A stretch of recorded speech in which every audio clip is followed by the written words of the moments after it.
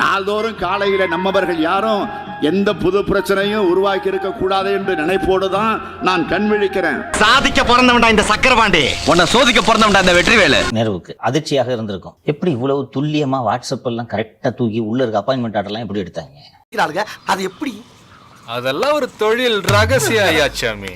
நேரா இந்த ஆபீஸ்ல வந்து இவங்க போன் எல்லாம் தூக்குனா இது உள்ள எல்லாம் மொத்த டீடைலும் இருக்குன்றது எப்படி அவங்களுக்கு தெரிஞ்சது? ஆனா நீ பயங்கரமான ஆளியா, எவ்வளவு தூரத்துல இருந்தாலும் கரெக்டா ஸ்மல் பண்ணி வந்துடுற எப்படியா? இந்த கம்ப்யூட்டர்ல இந்த ஃபோல்டரை ஓபன் பண்ணுங்கன்றது வரைக்கும் யார் சொன்னது என்று என் நண்பர் வியந்து கொண்டிருப்பார். இப்படி என்னாலும் கணக்கு தப்பா வருது. அவரது ஜென்ம எதிரி கண்டிஷன் ஸ்டார் தான் இவ்வளவு வேலையையும் பார்த்தது. கண்டிஷன் ஸ்டாரு, தம்பி ரத்தீஷ் அண்ட் அவர்களுக்காகவே பணியாற்றக்கூடிய உளவுத்துறை, இவர்கள் எல்லோரும் சேர்ந்து தான் இந்த ஆதாரங்களை ஈடியிடம் எடுத்து கொடுத்திருக்கிறார்கள். எல்லாருமே அட்டெண்ட் பண்ணீங்க. ஏன்னா அவரும் திமுக காரர் தான், இவங்களும் திமுக காரங்க தான். அவங்கள வீக் பண்றது இவங்கள வீக் பண்ற மாதிரி தானங்க சார்.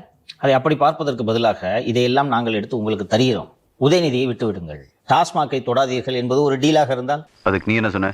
பட் அந்த டீலிங் எனக்கு ரொம்ப பிடிச்சிருந்துச்சு.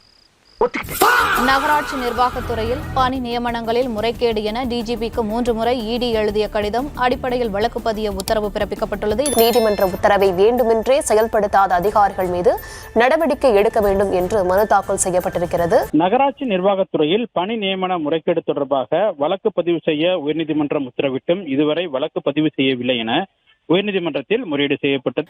ஆனா தமிழகத்தினுடைய முதலமைச்சர் அவர்கள் காவல்துறைக்கு ஒரு எஃப்ஐஆர் பதிவு செய்வதற்கே நான் அனுமதி கொடுக்க மாட்டேன் என்று சொன்னால், எதனால எஃப்ஐஆர் ஃபைல் பண்ணாம உட்கார்ந்திருக்காரு? ஃபைல் பண்ணலாம், ஆனா பண்றதுக்கு எம்கே ஸ்டாலின் அவர்களுக்கு ஒரு மிகப்பெரிய பயம் இருக்குது. சொல்லுங்க, உங்களுக்கு என்ன பயம்? செபிக்க பயம், சபிக்க பயம், எடுக்க பயம், கொடுக்க பயம், சுகிக்க பயம், சகிக்க பயம். நீங்க பயந்து நான் பார்த்ததே இல்லையே. அதெல்லாம் நிறைய பயப்படுவேன். வெளியே தெரியாம சாமத்தியமா என்ன பண்ணாலும் உங்களுக்கு தெரியல. ஒப்பந்தங்கள்ல இப்போ காசு வாங்கினதுல நம்ம ஸ்டாலின் அவர்களும் உதயநிதி ஸ்டாலின் அவர்களுடைய பெயரும் இருக்கிறதாம். இவங்களும் அதை அந்த நகராட்சி ஒப்பந்தத்தில் அந்த லஞ்சத்தில் இவங்களுக்கும் பங்கு இருக்கிறது அப்படின்னு சொல்லியிருக்காங்க. இந்த ஒட்டுமொத்த வழக்குல தன்னையும் நேரு கூட்டிட்டு உள்ள போயிருவாரோ அப்படின்ற பயம் தான் இந்த எஃப்ஐஆர் போடாம இவ்வளவு தூரத்துக்கு தாமதப்படுத்துறாங்க. கண்டு விட்டாளையா, சூச்சமத்தை கண்டு விட்டாளே. இதுதான் எம்கே ஸ்டாலின் அவர்களை பெரிய லெவலில் நடுக்க வைக்கிற விஷயம். அதாவது எம்கே ஸ்டாலின் அவர்களும் உதயநிதி நேரடியா யாராவது ஒருத்தர் சிறைக்கு போறதுக்கான வாய்ப்புகள் இந்த இடத்துல உருவாக்குது.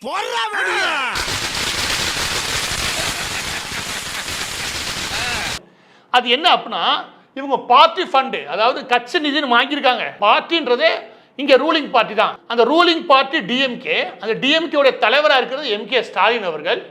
எனவே நேரடியாக இந்த கமிஷன் மூலமாக நேரடியாக பயன்பெற்ற வகையில எம்கே ஸ்டாலின் அவர்களும் அவருடைய மகன் உதயநிதி காய்ச்சல் அடிக்கிறதா? ஆமண்ணா, என்னை போலவே தங்களுக்கும் கொதிக்கிறது. என்ன உமக்கும் காய்ச்சலா? துணை முதலமைச்சரா இருக்காரு. எனவே முதலமைச்சர், துணை முதலமைச்சர் 2 பேருமே இதுல நேரடியாக பயன்படுறதுக்கான அனைத்து ஆதாரங்களும் கிடைக்குது. அனைத்து சந்தேகத்துக்குரிய தடங்களும் இருக்குது. வாதத்தை வச்சுக்கிட்டு சும்மா உட்கார்ந்துட்டு இருக்கிய தம்பி, என்ன சாதனை பண்ணிட்டு வந்திருக்க? அடிச்சு கிழிங்கடே.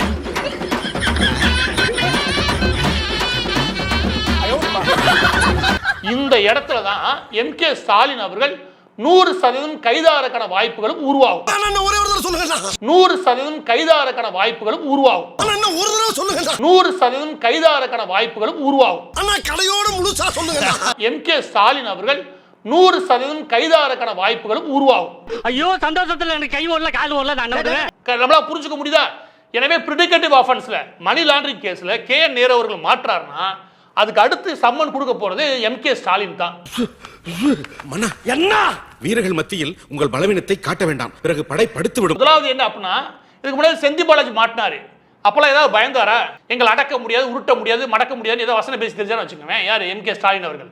ஆனா இப்ப வாயை திறக்கவே மாட்டாரு. கவனிச்சீங்க, பேச்சாடா பேசுன, கொஞ்சம் நெஞ்ச பேச்சா பேசுன. மன்னர் பரம்பரை, மண்ணாங்கட்டி பரம்பரை, நீயே இப்ப மாவு கட்டு பரம்பரை ஆகிட்டாங்க. வாயை திறக்கணுமா இல்லையா? இப்ப வசனம் பேசுங்க. டெல்லி எங்களை எதுவும் செய்ய முடியாது, நாங்க அது இதுன்னு ஏதாவது பேசணுமா இல்லையா? பேசவே இல்லை. ஏன்? ஏன்னா இவரே பயந்து போயிருக்காரு. சரி, புறப்படுவோமா? வீரர்களே, நேரம் நெருங்கி விட்டது. இன்னும் சில வினாடிகள் தான். வில்லிலிருந்து புறப்படும் அம்பு போல் இருக்க வேண்டும். அவர்கள் நிலைகுலையும் அளவுக்கு நம் நுழைவு அமைய வேண்டும். இவரது துறையில் டெண்டர் முறைகேடு மற்றும் பணி நியமனம் செய்ததில் 1020 கோடிக்கு ஊழல் நடந்ததாக அமலாக்கத்துறை கூறியது. 1000 கோடி சும்மா இருக்குல்ல உங்களுக்குலாம்? 1000 கோடின்னு சொல்றாங்க, 888 கோடிங்கிறாங்க.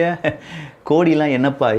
எங்க பாஸுக்கு செகண்ட் கணக்குல சேட்டலைட் பிசினஸும் மினிட் கணக்குல மேங்கோ பிசினஸும் ஹவர்ஸ் கணக்குல அவாலா பிசினஸும் போயிட்டு இருக்கு. டெண்டர் எடுத்து தரும் புரோக்கர்களாக சென்னை சிபிசிஐடி மற்றும் சென்னை மாநகர போலீசில் பணிபுரியும் 2 IPS அதிகாரிகள் மற்றும் 6 IAS அதிகாரிகளும் செயல்பட்டு உள்ளனர். இந்த ஈன பொழப்புக்கு பேசாம எங்கயாவது போய் ஊருக்கு போயிடலாம்ல. நீங்க இப்ப பாக்குறது திமுக எம்எல்ஏ எபினேசர் நகராட்சி துறையில எந்த டெண்டரை யாருக்கு கொடுக்கணும், எந்த கம்பெனி கிட்ட எவ்வளவு கமிஷன் வாங்கணும்னு துறையோட அமைச்சராய் இருக்கக்கூடிய அமைச்சர் நேரு தரப்புக்கு தெரிவிச்ச ஆதாரம். வாங்கிறது லஞ்சம், செய்யறது ஊழல். அதை எவ்வளவு துணிச்சலா தமிழ்நாட்டோட கவர்மெண்டோட லோகோ போட்ட லெட்டர் பேட்ல கணக்கு எழுதியிருக்காங்கன்னு பாருங்க. என்னடா இது? நான் தொழிலுக்கு புதுசுனே, என்ன மன்னிச்சிருக்கனே. நந்தகுமார் எம்எல்ஏ அவரெல்லாம் நல்ல மனுஷங்க. லெட்டர் பேட்லாம் போடுறதில்ல, கையாலே எழுதி இவளுக்கு இவ்வளவு வந்துச்சு, இவ்வளவு கொடுத்தாரு, இன்னும் இவ்வளவு கொடுக்க வேண்டியிருக்கு, வந்து சேர்ந்துருனே, முடிச்சு விட்டுருக்கனே. இந்த ஒட்டுமொத்த பிரச்சனையில நீ லஞ்சம்ன்ற தாண்டி எதிரம பிரச்சனை, ஹவாலா பணமா நாட்டை விட்டு வெளியே கொண்டு போறதுக்கு 10 ரூபா ஒன்று பயன்படுத்தினா பாருங்க, அதுதான் பிரச்சனை. சோ இதுல பாருங்க என்ன போடுறாங்க, இந்த 10 ரூபாய் நோட்டு இமேஜை போட்டுட்டு கீழே போட்டிருக்காரு 76 ஹேண்டட் ஓவர். 76 ஹேண்டட் ஓவர்னா என்ன? 76 கோடி ஹேண்டட் ஓவர். மீண்டும் ஒரு செந்தில் பாலாஜியாக மாறி வரும் KN நேரு, 2வது செந்தில் பாலாஜி. நீ பணம் தந்தா உனக்கு நான் வேலை தரேன் அப்படின்னு சொல்ற ஒரு ஸ்கேம். பணம் தந்தா வேலை தரேன், பாட்டிலுக்கு 10 ரூபா, பாட்டிலுக்கு 10 ரூபா. அவரும் இப்படி எதுலயோ தானே மாட்டினாரு. முதல்ல செந்தில் பாலாஜியை உள்ள தூக்கிட்டு போய் குமுறுல பேண்ட்ல சுச்சா போனதெல்லாம் நீங்க பாத்திருப்பீங்க. ஐயோ, நம்ம மைண்ட் அங்க போகுது.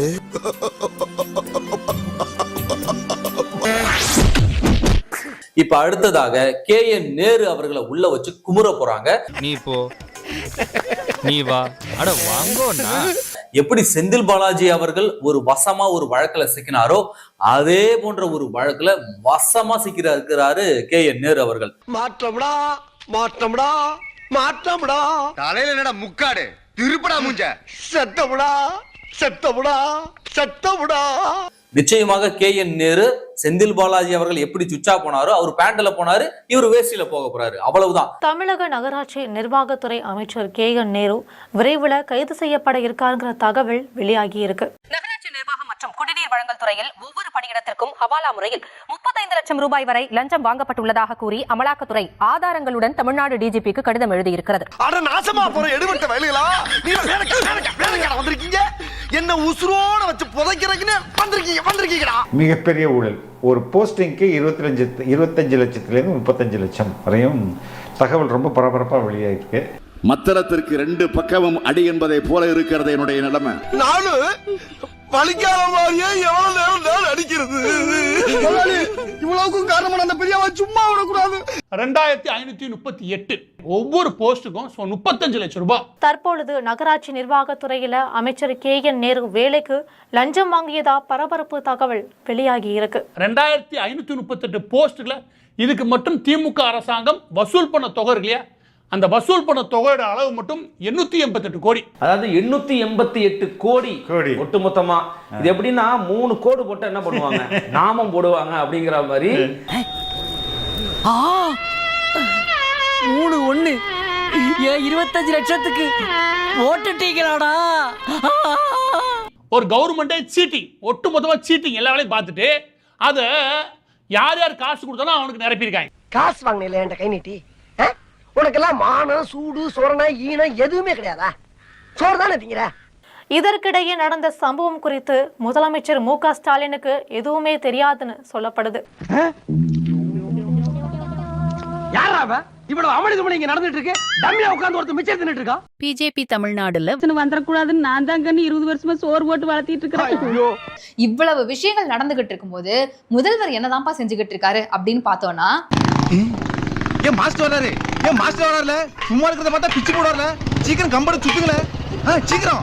நமக்கு தான் வரல, விட்டுடுங்க. அவர்களுக்கு தெரிந்தே இது நடந்திருக்கு. அது அதிகாரிகளுக்கும் அமைச்சர்களுக்கும் அரசியல்வாதிகளுக்கும் தெரிந்தே இந்த குற்றம் நடந்திருக்கிறது. என்ன இடிச்சவா நினைச்சிட்டியா, இல்ல பைத்தியக்காரன் நினைச்சிட்டியா, இல்லன்னா குடியை வச்சு மொத்தமா நான் போலாம் நினைச்சியா? 2024 இந்த பணிகளுக்காக கிட்டத்தட்ட 1,12,000 நபர்கள் விண்ணப்பிச்சிருக்காங்க. அதுல வந்து பாத்தீங்கன்னா பணம் கொடுத்த நபர்களுக்கு வேலையை வாங்கி கொடுத்திருக்காங்க. 2,538 நபர்களுக்கு வேலை போட்டு கொடுத்திருக்காங்க. ஏண்டா இப்படி திருடி போய்க்கிறியோ?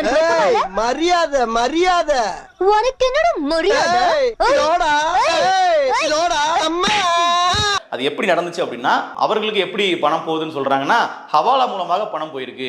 அப்ப அந்த கேஸ்ல தான் நாங்க உள்ள வந்தோம். ஒரு சிஸ்டமேட்டிக் நெட்வொர்க் கரப்ஷனே நடந்திருக்கு அப்படின்னு சொல்லி அவர்கள் சொல்றாங்க. என்ன பொழப்பு இது? நம்ம வாழ்க்கை எதை நோக்கி பயணமா போய்கிட்டு இருக்குன்னே தெரியலையே. 3 வேளை சோத்துக்காக நம்ம உசுர கொசுரா கேட்கிறாங்களே ஐயா. நம்ம உசுறு இவங்களுக்கு அவ்வளவு சீப்பா போச்சு. நேரு என்கிட்ட ஒரு தடவை பர்சனலா பேசுறப்ப சொன்னது, எப்பா எல்லா பேரும் 15,000 நான் வாங்கிறேன்னு பேசுறாங்க. நாளைக்கு 15,000த்துல 5,000 தான்ப்பா எனக்கு, 10,000 டெப்டி சிஎம்க்குப்பா. அவரு கொடுக்குற லிஸ்ட் வேணா நான் போடுவேன். அட வெக்கம் கட்டுவீங்களா?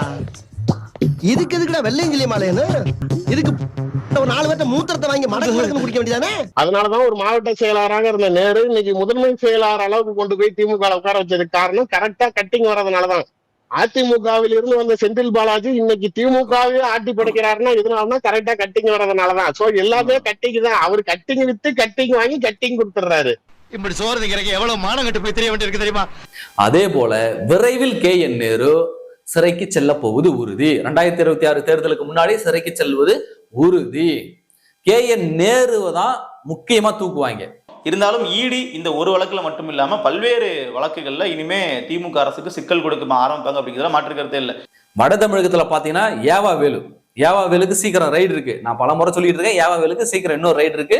ஏவாவேலு விரைவில் பல ரைடுகளில் சிக்குவார். ஏன்னா இது இந்த ஒரு விஷயம் மட்டும் கிடையாது. இன்னும் தேர்தல் கிட்ட வர வர பல்வேறு அமைச்சர்கள் இடியினுடைய பிடியில் சிபிஐனுடைய விசாரணைக்கு உட்படுத்தப்படுவாங்க அப்படிங்கிறதுல மாற்றுக்கிறதே இல்லை. சட்டவிரோதமாக பண பரிமாற்றம், அமலாக்கத்துறை வரும், அடுத்து வருமான வரித்துறை வரும், இன்னும் என்னென்ன வருதுன்னு மட்டும் பாருங்க. தமிழ்நாடு அரசின் நகராட்சி நிர்வாகம் மற்றும் குடிநீர் வழங்கல் துறைக்கு 2538 அதிகாரிகள் மற்றும் பொறியாளர்களை நியமிப்பதற்கான ஆள் தேர்வில் பெருமளவில் முறைகேடுகள் நடைபெற்றிருப்பதாகவும் ஒவ்வொரு பணிக்கும் 35 லட்சம் ரூபாய் வரை கையோட்டு பெறப்பட்டிருப்பதற்கான ஆதாரங்கள் சிக்கியுள்ளதாகவும் அமலாக்கத்துறை தெரிவித்துள்ளது. கொஞ்சம் கூட கூச்சமே இல்லாம இந்த எல்லா பேரையுமே ஏமாத்திருக்கு இந்த திமுக கவர்மெண்ட். ஏதாவது பதில் சொல்லுங்க. எந்த பதிலும் சொல்ல மாட்டா MK ஸ்டாலின். அது எப்படி MK ஸ்டாலின் மட்டும் எதுக்குமே பதில் சொல்லாம அவர் வாண்ட போயிட்டு வந்து இருக்காரு. அவரை பிடிச்சி ஒரு மீடியா கேள்வி கேட்க சொல்லுங்க, கேட்க மாட்டாங்க. இவ்வளோ பெரிய குற்றச்சாட்டு வந்திருக்கு. எந்த செய்தி ஊடகம் ஃபிளாஷ்ல போட்டு தலைப்பு செய்தியா போட்டு இல்லாட்டி விரைவில் செய்திகள் போட்டு இன்னைக்கு விவாதம் பண்ணணுமா இல்லையா? விவாதம் ஒருத்தன் பண்ண மாட்டாங்களே.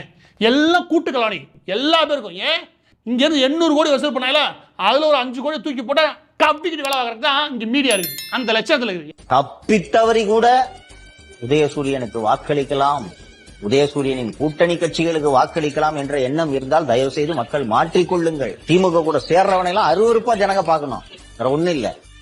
நான் சீரியஸா சொல்றேன், இது மிகைப்படுத்தலாக நினைக்காதீர்கள். திமுக கூட எவனெல்லாம் சேர்றானோ அவர்கள் அத்தனை பேரும் மக்கள் விரோதிகள் என்று மக்கள் நினைக்க வேண்டும். அது நிச்சயம் நினைப்பாங்கன்னு நான் நம்புறேன். மனசாட்சியை விட்டவர்கள் தான் திமுகவை ஆதரிக்க வேண்டும். கேட்ட பையன் சார் இந்த பால்சாமி.